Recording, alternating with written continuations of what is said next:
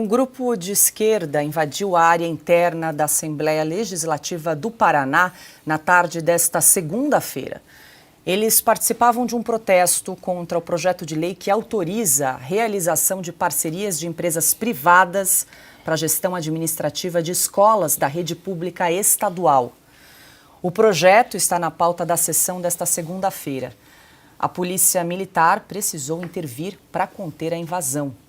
O uso de bombas de efeito moral e gás de pimenta se fez necessário. Silvio Navarro, enquanto eu trazia aqui a notícia, a gente está exibindo aqui as imagens agora nesse momento da área aí da Assembleia Legislativa do Paraná, uma enorme confusão. Agora é interessante, né, Silvio? Nós abrimos o programa hoje falando do PSOL entrando com uma ação judicializando o caso da criação, da implementação de escolas cívico-militares aqui no estado de São Paulo, e agora trazemos aqui essa invasão, né, da esquerda em relação a essa proposta aí de lei para autorizar a realização de parcerias de empresas privadas aí com escolas da rede pública estadual. De novo, a turma aí do contra num tema tão importante quanto é a educação para esse país.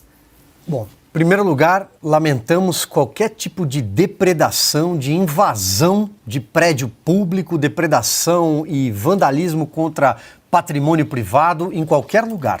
Tanto faz o Estado, em Brasília, aqui na Assembleia Legislativa de São Paulo e essas cenas lamentáveis no Paraná. Agora, eu poderia fazer o comentário só com perguntas. A primeira delas, essa turba violenta que invadiu e quebrou a Assembleia Legislativa do Paraná, pode ser chamada ou será chamada, por exemplo, pela imprensa tradicional de extrema esquerda? Eles serão chamados de lulistas, como foi chamada os manifestantes e também a turba violenta que se misturou a eles no 8 de janeiro de bolsonaristas? A segunda pergunta, essas cenas que lembram muito janeiro de 2023, serão enquadradas em atentado violento ao Estado Democrático de Direito? Elas vão acarretar 17 anos de cadeia. Essas pessoas já foram presas, embarcadas em ônibus e colocadas num ginásio da Polícia Federal ou militar, tanto faz.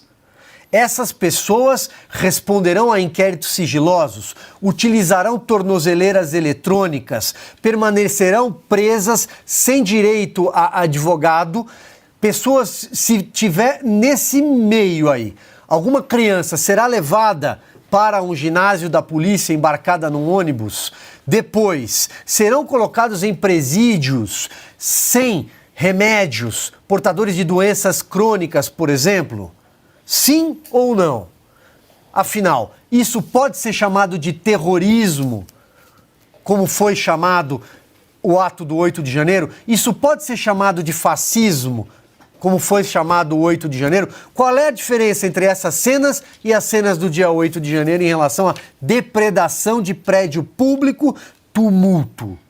Porque se essas pessoas forem devidamente identificadas como devem ser, responderem a um inquérito como devem responder, no foro adequado e não na Suprema Corte da República, nem no STJ, responder no foro adequado.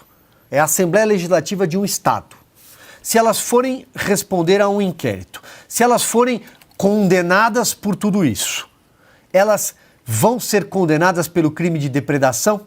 Ou elas vão ser condenadas por uma série de crimes que imputam penas de 17 anos? Entre eles, atentado violento ao Estado Democrático de Direito, abolição do Estado Democrático de Direito.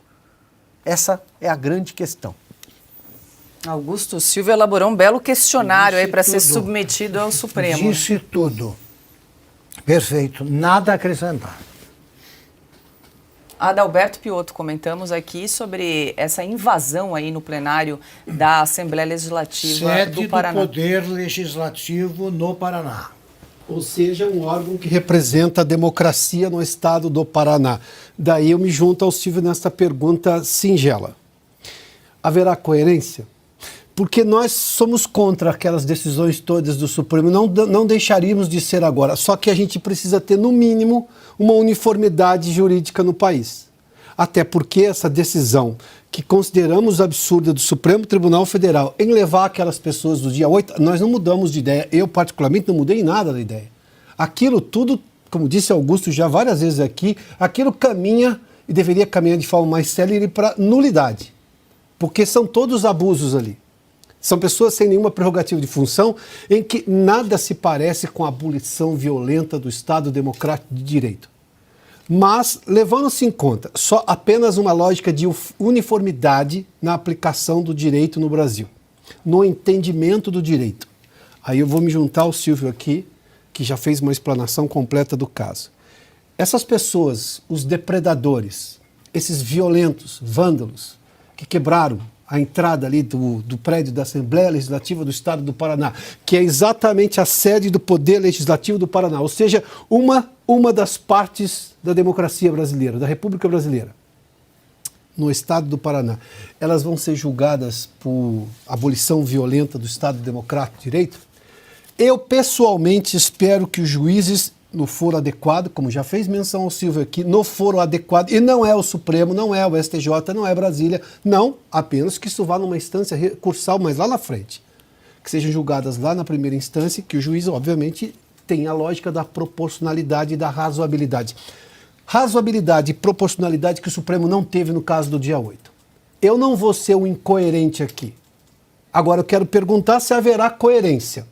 Porque daí a justiça não pode ser diferente para as pessoas. Aí também é uma afronta constitucional. A Constituição deixa muito claro, somos todos iguais perante a lei.